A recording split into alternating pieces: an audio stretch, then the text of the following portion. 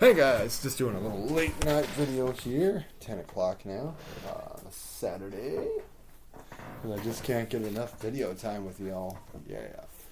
Anyway, I hope you guys enjoyed those pitches. Like I said before, if there's any pitches you want to have me do for other horror movies or what I would do to sequelize things or whatever.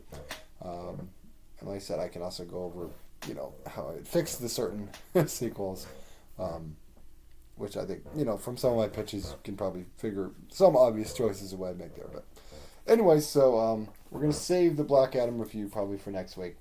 But me and Anna watched VHS 99 on Shudder. Now, for those not familiar with the VHS, I guess it's a series. Yeah, it's kind of a series. It's not a connected series, though. Like, none of the characters you see in any of these things are ever in the other movies. So the original one came out, oh God, what was it? 10 years ago, something like that. I'm not going to look it up. It was a while ago. And my friend, my late friend had told me about it and said it was pretty good. So it's basically a concept. It's like found footage things on a VHS tape, and basically they're all kind of found footage things going varying different genres. And it's very much, an anthology basically, but through VHS. Which the first one, let me say, the first one is still the best one. There's I think at least 6 or 7 interweaving stories that happen. Well, they're not interweaving. There's one interweaving story they find these people break into this house and all that stuff. And that kind of, then you have every time they watch a tape, there's, a different story going on in the tape. They had some really good ones in that one. And they had a sequel to that, and that wasn't too bad, but they only had like 4 stories that time, which I was just kind of like, really, the only one I really liked was the zombie one, because I thought it was clever. The other ones were okay, but, and then they had Viral, which was just, I just didn't get that one at all. Like, I get what they were kind of going for, like, oh, we want to go viral, but like, it's just like, it didn't feel like they did much with the story. It was just like, it felt like they focused mostly on the main story as opposed to going to clips of other anthologies. And the anthologies they had weren't very good. And I think it's like my wife was pointing out, sometimes it just depends on the filmmaker in terms of how good. And because found footage, you're kind of limited to a point in what you can do and what you can have to stick to and stuff. Especially if you're going with this VHS quality thing. And then they had VHS 94, which came out semi-recently. Me and my wife watched that one. We liked that one, okay. And then we watched this one. So there were 5 stories in this one. And then there was like this in-between footage of these army men and monsters. And there was like stop motion. That was kind of cool. But that was one that didn't really have a real overarching story. It was mainly just random shots of stop motion army men getting destroyed and stuff like that, which was, it was violent and stuff, but it wasn't like an overarching story like some of the other ones were. So anyway, I'll start things off here. I'll just go story by story, what I thought about it, and then overall thoughts on whether you should check it out or not. So the first one is called Shredding. And basically this group of friends, they're a band, but they kind of come off very, like they're a band set in that 99 era. They're kind of like real worldy. They're like, doing stupid jackass things to each other. They rip on this one poor guy, kind of racist, very racistly, I don't know if that's a word, but because they keep calling him Spice Guy because I think he's Indian and stuff like that. It's just like, oh, that's not racist at all. But they were like constantly giving the guy shit. And they find out about this location. It was like a concert place where a concert took place, and then like the band that was playing there got trampled to death because there was a big fire and stuff like that, and so they burned alive while also being trampled to death. And as me and my wife were watching it too, it's just like, I was more interested in that female band there. That was, I think they were called Bitch Cat was their name, which is a clever name by the way. Like their story, I was like more interested because the people that were going to see it, they were all assholes. Like I felt bad. The one guy wasn't bad, but like the other 3 were just fucking assholes. I'm like, I can't wait for you to die. Like, please die. And yeah, there was just it was just kind of all over the place. There's a lot. It's very grainy footage, which VHS is always like that. But like it's hard times. You're just trying to like see what the hell's going on. And yeah, obviously they get possessed basically and torn apart by the now demons or whatever it is, or undead corpses of the band that got killed. Um, and yeah, basically then the only clever part at the end, they kind of reanimate them to be puppets and play music, but they definitely shredded them pretty well. So I mean, there was good gore there for sure. But yeah, just overall, just like really unlikable characters. It's like, okay, when did they die?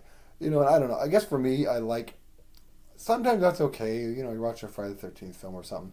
It's like, okay, these are just expendable characters. We're not going to give a shit about them. We're not investing in them much. Um, and sometimes that's okay. But I think overall, I'd rather, like, even if it's a short story, I want to at least kind of get to know these characters and kind of, like them. So I'm more like, oh, damn, they killed that character. That's a bummer. You know? It's like, how you were if you're watching Scream and you were a big Randy fan and he got killed in Scream 2. You're just like, fuck no, they killed Randy. That kind of reaction. Like, you're invested in the characters as opposed to, like, oh, these people are assholes, can't wait for them to die. So, yeah, I give that one a kind of a C. If I was to go between a letter grade, I'd give it a C for, decent gore and a nice little ending thing. The next one is called Suicide Bid, and it's this girl who me and my wife both said, oh, hi, Billie Eilish. Because she looked dead up like Billie Eilish, had the hair just like her and everything. It's like, it's supposed to be in '99. Did anyone have that hairdo? And she's trying to pledge a sorority, and she decides to only pledge a certain one, which they call a suicide bid, I guess, because it's like if they don't accept you, well, socially you just won't ever be able to be accepted, or you could just make friends elsewhere. There's lots of clubs you can join. But it's just like this end all be all, like, I have to do this. I have to be fit in, to meet boys. I think the girl was cute enough. Like, I don't think she'd have too many problems meeting boys or girls, depending on what she was into. But, whatever. Suspension of disbelief, I guess. So the sorority girls have her go to this fucking funeral home and like, outside a graveyard, basically. And they tell her that she has to stay the night inside this coffin or whatever. And they give her this box to open if she gets too scared. And they give her a camera and stuff like that. And she just has to stay there overnight. And if she gets too scared, she's supposed to pull this bell for them to let her out, But of course, she does that. She doesn't get to be in the sorority. And I'm just like, I'm watching and I'm just like, no one would fucking do this, ever. How low self-esteem do you have to fucking be that you're going to let someone bury you fucking alive? And to prove that you're strong enough to be in there fucking, fuck you. I mean, we've all had low self-esteem occasionally, but I don't think I'd ever have wanted to do anything that stupid. I'm not going to risk my life just to join a fucking sorority. But anyway, they tell the story of this other sorority girl that did this, and they forgot about her and she died. Weeks went by or whatever, and she died, obviously, because she got buried alive, and now she tries to reach people and grab them into the netherworlds. What they're doing to try to scare her and all that stuff. So anyway, she goes through with it, she locks them in, and then she starts to get scared because they're banging on the coffin a bit to act like, oh, it's this scary, whatever her name was, I couldn't remember what her name was, but, and so, yeah, it was just like, okay, they're fine, And then she starts getting scared, so she opens the box, and it's just full of spiders that just start crawling on her. She squashes one of them with her hand, and we're like, oh, that poor spider. But it's like, oh, Jesus. And then she starts pulling the thing, but then, like, the campus police come by, and it starts raining, too, so now the mud is seeping into this coffin, and she's just trying to get the fuck out of this coffin. They run off or whatever. We'll come back.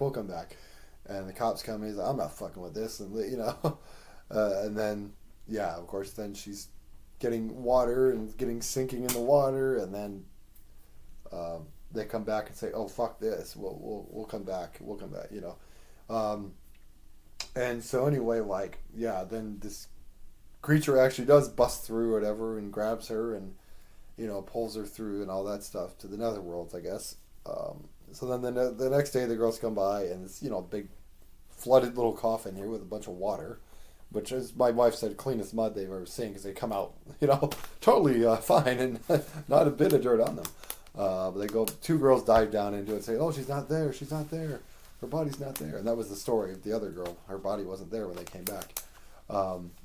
So then the one girl saw, like, pulling it out. I know you did last summer, which is like, we don't speak of this ever again. No one mentions this. And then it just kind of cuts to her waking up in a coffin. And then the other girl that was buried alive, comes out all demon-like or whatever, and just says, oh, I promised her more girls. And then the other demon comes and pulls her. So, I mean, the head bitch got what she deserved.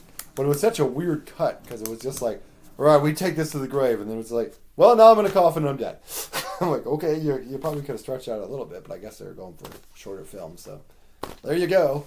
So I'd say that one it wasn't bad. I mean, it was like, if you like that buried alive aspect, it's not bad. Although, as my wife points out, the problem with the found footage thing with this is, like, it's one thing if you have the camera inside the coffin, but they kept cutting from the coffin up to the girls up there. I'm just like, so there's just another random camera there, They brought another camera person along to film this. Well, so that's where the believability. So I would give that one probably a D, just because, the acting wasn't bad, but the realism on that was just kind of like, what? No, that's dumb.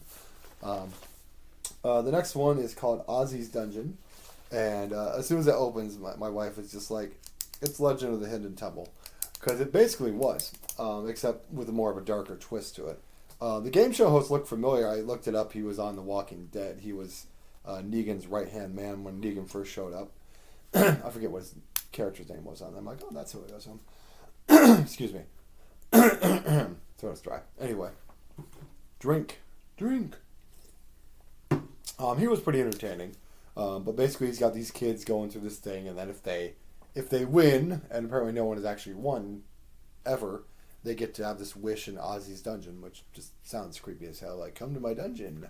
And so this little African American girl is doing really well. She's doing okay. This other boy ends up pushing her, and then she literally snaps her leg open and all that stuff, and she's bleeding and they're screaming and all that. And the mom's like, motherfucker! It's like big black lady come, ready to kick some ass, and then it kind of cuts away from that to the game show host now locked up in a cage, and there's the mom, and there's the girl in a wheelchair now because her leg's busted up, and her sons and her husband are there, and they're basically making him play the game himself to torture him for what he did, what he let happen, and they pretty much just kind of torture him, make him go through this stuff, basically make him go through shit, basically, and throw salmonella poisoning right in his fucking face to the point he's puking on himself, which I'm never a big fan of seeing that. And then he finally convinces them, because they're gonna stab him with a needle, and he says, I can get you in to see this thing, I can get you in, we'll break into the studio.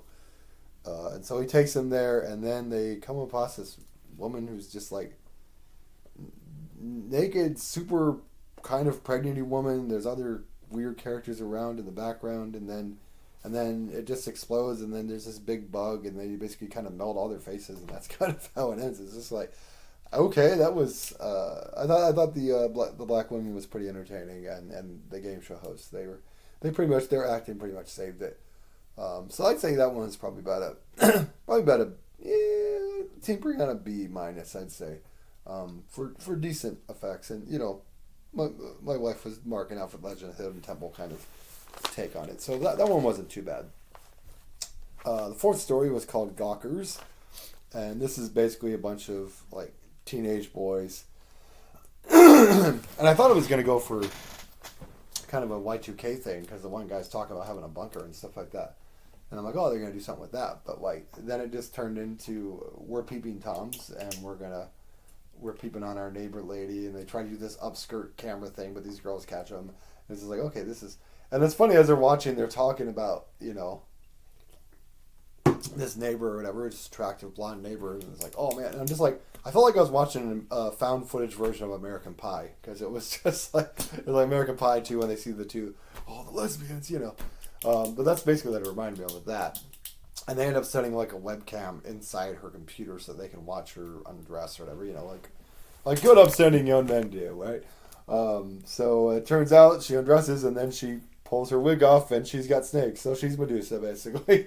And then she can see them through the computer, so of course she comes and basically turns them all into stone. Although my wife pointed out that the one guy behind the camera should not have turned to stone because that's, like a mirror almost situation there. But oh well, it looked kind of cool and creepy. So good effects on Medusa. I thought she looked very creepy. And to go from beautiful woman to scary snakes on your head lady is and those guys had it coming. So oh well, live and learn, guys.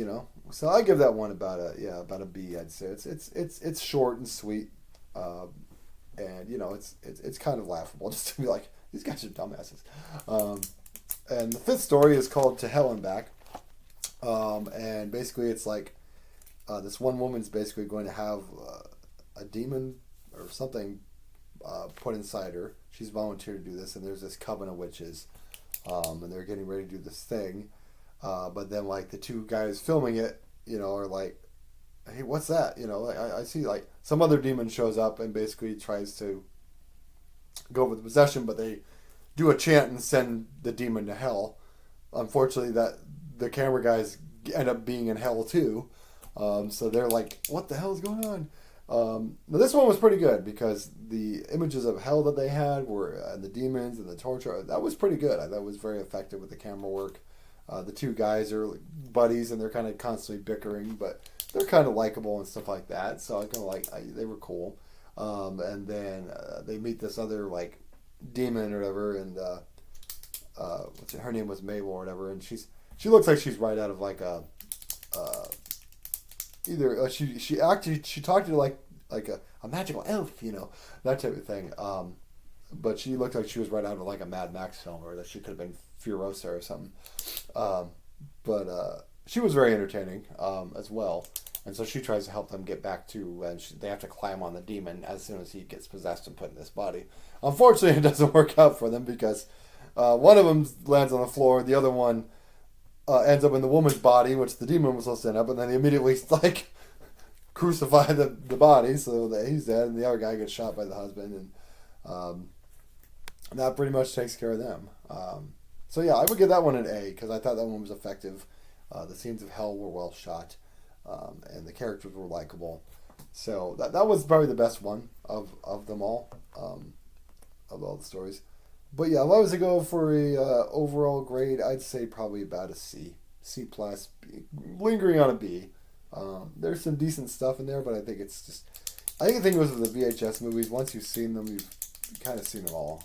They're still entertaining enough, but I mean, the thing with found footage too is like, I don't know, it's like ever since Blair Witch, found footage became such a big thing, but like you get to a point you're just kind of like, oh god, found footage, but like VHS I at least thought had a good thing with the anthology thing, and I think it's like, so I would definitely rank it above viral, and yeah, I'd probably put it VHS 1, VHS 2, 94, 99, and then viral I'd say would be my ranking if I was to do that. So if you like the VHS movies, it's fun for an anthology, you like the found footage stuff, it's a decent watch. It's only like an hour and a half, I think.